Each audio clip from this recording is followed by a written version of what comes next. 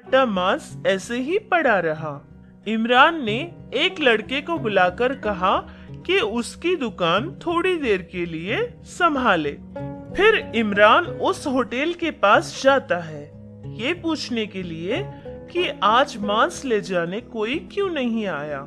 उस होटल में काम करने वाले एक लड़के को बुलाता है। आज मटन ले जाने के लिए कोई क्यों नहीं आया? बस यही पूछने के लिए मैं यहाँ आया था।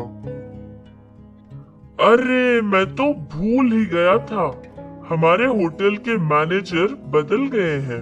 उन्होंने किसी दूसरे दुकान से मटन मंगवाया है और उन्होंने कहा था कि फिर कभी आपके पास मटन ना खरीदे।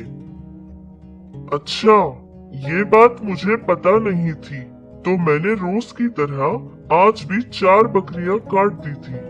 आज एक दिन के लिए आखिरी बार ले लीजिए, क्योंकि सारा मांस बर्बाद हो जाएगा ना। ये बात आप अपने मैनेजर से कहिए।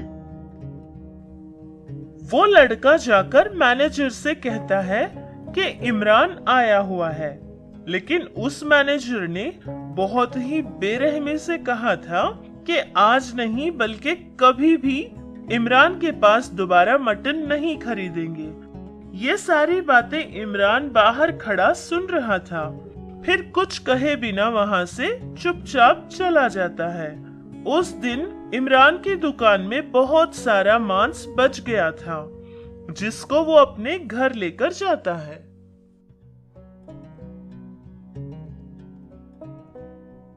अम्मी, अम्मी जान, आज काम ना ठीक नहीं था। बहुत सारा मटन बच गया है।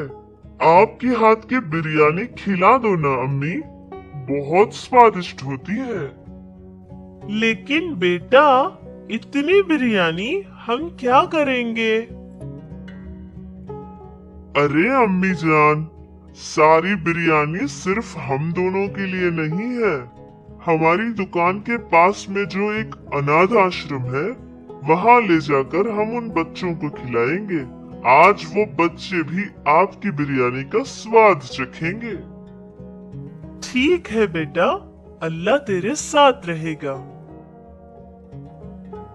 इमरान की माँ उस दिन शाम को बिरयानी बनाकर एक कैन में डालकर इमरान को देती है। फिर इमरान अनाथ आश्रम जाकर उन अनाथ बच्चों को वो खाना दे देता है। तभी उस आश्रम के मैनेजर से मिलने के लिए एक अमीर आदमी आया हुआ था। अरे सर, आप आइए आइए। आप कहते तो मैं ही आपके पास आ जाता। आपको कष्ट करने की क्या जरूरत थी? मैं ये पूछने के लिए आया हूँ कि जो हर महीने मैं तुम्हें चेक भेजता हूँ, वो तुम तक पहुँचता भी है या नहीं? जी सर, हमें हर महीने मिलता है। आप ही की वजह से ही तो इस आश्रम के सारे बच्चों को तीनों टाइम खाना मिलता है। मेरी वजह से कुछ नहीं है, सब भगवान की देन है। वो मुझे देता है और मैं तुम्हें देता हूँ। वो सब तुम छोड़ो, पहले ये बताओ, जो खुशबू आ रही है, क्या वो यहाँ से आ रही है? जी सर, वो अभी एक लड़का आया था जो बच्चों के लिए बिरयानी बनाकर लाया था। खुशबू से ही भूख लगने लगी है। क्या मेरे लिए भी थोड़ा सा ला सकते हो? अरे सर, आप और यहाँ? तुम ऐसे हिचकिचा क्यों रहे हो? मैं भी तो एक इंसान ही हूँ।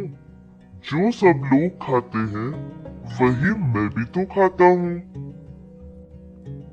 उस आदमी की बातें सुनकर वो मैनेजर बहुत खुश होकर किचन के अंदर जाता है। फिर एक धुली हुई बर्तन निकालकर बार बार धोकर उसमें थोड़ी सी बिरयानी डालता है और वापस लेकर उस आदमी के पास आता है। उस वक्त उस मैनेजर के हाथ बहुत कांप रहे थे। अरे भाई, तुम इतना परेशान क्यों हो रहे हो? आप इतने बड़े 5 स्टार होटल के मालिक हैं और हमारे यहाँ खाना खा रहे हैं। ये हमारी खुशनसीबी की बात है सर।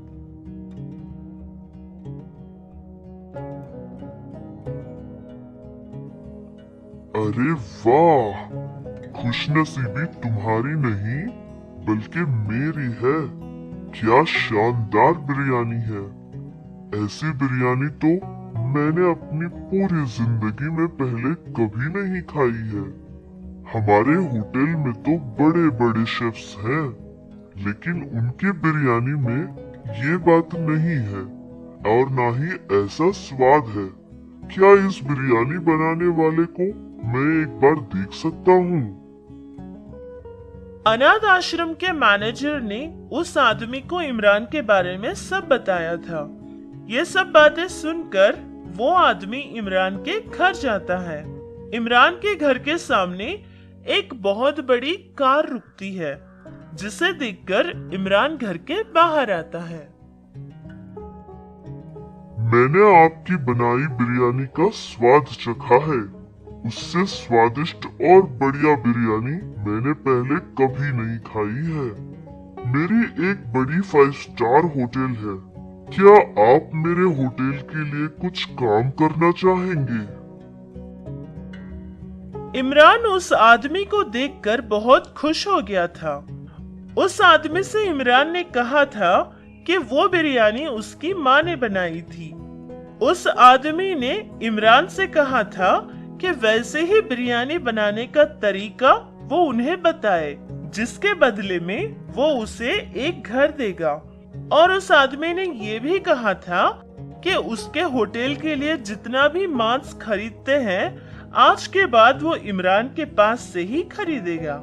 ये सारी बातें सुनकर इमरान बहुत खुश हो गया और उसने हाँ कह दी। इस कहानी से हमें सबक मिलता है कि हर हाल में हमें हारने के बाद भी उदास नहीं होना चाहिए, बल्कि हमेशा अच्छाई के रास्ते पर चलते रहना चाहिए, जिसका अच्छा और पूरा बदला हमें ऊपर वाला दे देता है। चिकन वाले की सफलता। एक गांव में सतीश नामी एक आदमी और उसकी पत्नी एक छोटे से घर में रहा करते थे। सतीश ज्यादा पढ़ा लिखा नहीं था, जिसके कारण उसे कोई अच्छा काम या नौकरी नहीं मिली थी। एक दिन वो कुछ काम से बाजार के लिए निकलता है। बाजार जाकर उसे एक ख्याल आया कि उस गांव के लोग तो चिकन या मटन खरीदने के लिए बहुत दूर तक जाते हैं, क्योंकि उस गांव में कोई चिकन की दुकान ही नहीं थी। सतीश ने सोच लिया कि उस गांव में वो एक छोटी सी चिकन की दुकान लगाएगा। फिर वो ये बात घर जाकर अपनी पत्नी से कहता है। पत्नी को भी ये बात बहुत अच्छी लगी और उसने भी हाँ कह दी। फिर जितने पैसे उनके पास थे, उन पैसों से उन्होंने एक छोटी सी दुकान लगाई और फिर सतीश दूसरे गांव जाकर मुर्गियां लाता और काटकर बेचा करता था। इस तरह उनका काम कुछ अच्छा ही चलता रहा, लेकिन ये गांव वालों से देखा नहीं गया।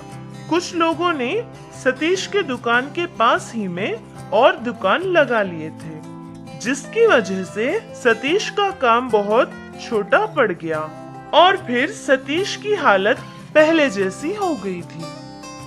जया, मुझे कुछ समझ नहीं आ रहा है। मैंने एक छोटी सी दुकान क्या लगाई, लोग तो मेरे दुश्मन ही बन गए हैं। हमारी हालत बहुत बिगड़ती जा रही है। आज मैंने 4 मुर्गी काटे थे। सोचा था कि सारी बिक जाएंगी, लेकिन सिर्फ 2 ही बिकी है। बाकी 2 मैं घर लेकर आ गया हूँ। तुम उसका कुछ न कुछ बना दो। हाँ जी, ठीक है। उस दिन रात को खाना खाने के लिए सतीश बैठता है। फिर उसकी पत्नी ने कुछ भुने हुए चिकन के टुकड़े लाकर उसे दे देती है। ये इतना कम कम क्यों डाल रही हो? और थोड़ा लाकर डाल दो, क्योंकि अगर बच भी जाएगा तो कल तक तो खराब हो जाएगा ना। ऐसी बात नहीं है, मैंने कुछ टुकड़ों से अचार बनाया है। क्या? चिकन से अचार? लाओ तो मैं भी देखता हूँ कि आखिर होता कैसे है। जया के बनाए अचार का स्वाद सतीश को बहुत ही अच्छा लगा। फिर उसे एक ख्याल आया कि वो अचार 2 बोतलों में डालकर अपनी दुकान पर ले जाए। तब उसने वैसा ही किया। अचार को 2 बोतलों में डालकर वो अपनी दुकान पर ले जाता है। कुछ देर बाद चिकन खरीदने के लिए एक आदमी वहाँ आता है। सुनो, 2 किलो चिकन दे दो। और ये बोतल में क्या रखा है? कोई अचार लग रहा है। हाँ साहब, ये अचार ही है। मेरी पत्नी ने बनाया है। चिकन का अचार है। उसने अपनी दादी से सीखा था और ये बहुत ही स्वादिष्ट भी है। अगर आपको अच्छा लगे तो आप इसे ले जाइए। अगर इसका स्वाद आपको पसंद आया तो कल आप पैसे दे देना। अगर पसंद भी नहीं आया तो कोई बात नहीं। चिकन का अचार कह रहे हो तो लेकर जाता हूँ। अगर अच्छा लगे तो कल इसके पैसे दे दूंगा, वरना तुम्हारा अचार तुम्हें वापस कर दूंगा। हाँ हाँ ठीक है साहब, ले जाइए। वो आदमी अचार लेकर चला जाता है। फिर दूसरे दिन आकर कहता है, अरे भाई, ये लो पैसे। तुम्हारा अचार तो बहुत ही स्वादिष्ट है और ये अचार की बोतल भी मैं ही ले लेता हूँ। ये कहता हुआ वो आदमी वो 2 बोतल भी पैसे देकर वहाँ से लेकर चला जाता है। ये सब देखकर सतीश बहुत खुश हो गया था। फिर उसने अपनी पत्नी से ये कहा कि वो ज्यादा अचार बनाए। फिर उसकी पत्नी ने बहुत ज्यादा अचार बनाया और बहुत सारे बोतलों में डालकर दुकान पर लेकर चली गई। चिकन खरीदने के लिए आया हर आदमी उसका अचार भी खरीदा करता था। सतीश की पत्नी के बनाए अचार का स्वाद बहुत ही अच्छा होता था, जिसके कारण सारे लोग उसी के पास से अचार खरीदा करते थे। ये देखकर बाकी लोग भी अचार बनाकर बेचने लगे, लेकिन किसी के बनाए अचार में वो बात या फिर स्वाद नहीं आया जो स्वाद सतीश के पत्नी के बनाए अचार में होती थी, जिससे सतीश का काम बहुत अच्छा चलने लगा और उसे बहुत अच्छा फायदा मिलता रहा। इस तरह वो दोनों पति पत्नी खुश होकर जीने लगे। कुछ समझे बच्चों? हमें भी चाहिए कि हम मेहनत करके आगे बढ़े। ठोकर लगने के बाद हमें रुकना नहीं चाहिए, बल्कि आगे बढ़ते ही रहना है। तभी हमें अपनी मंजिल मिल जाएगी। समझे?